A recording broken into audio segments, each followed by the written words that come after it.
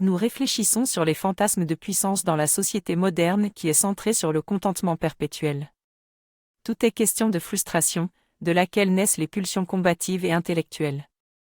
Le monde moderne est construit pour satisfaire nos envies et offre de nombreux exutoires pour la satisfaction rapide et sans gravité. La psyché elle aussi est devenue au service de la volonté de l'individu.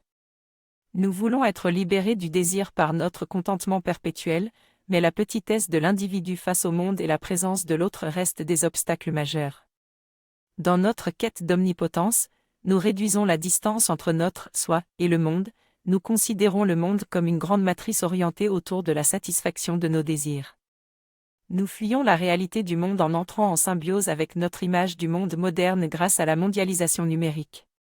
Mais la présence de l'autre finit par entrer en collision avec notre contentement perpétuel, ce qui nous pousse à la suppression de l'autre en le niant dans notre conscience et en le considérant comme un objet interchangeable. Dans cet épisode, j'explique que dans le monde moderne, la science et la religion ne sont plus exclusives l'une de l'autre, mais sont adaptées pour répondre aux fantasmes de l'individu et lui construire une illusion d'un monde à portée de main et entièrement malléable pour lui épargner toute bipolarité, toute frustration ou toute déception. Cela rend l'homme moderne dépendant du pouvoir politique, qui semble être le seul pouvoir capable d'augmenter la satisfaction de ses désirs.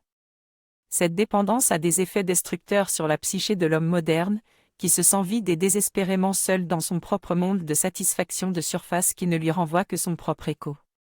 Il attend que quelque chose se passe pour lui faire sortir de cet état de dépendance absolue, mais rien ne vient. L'homme moderne est comme un fœtus qui a oublié qu'il était né.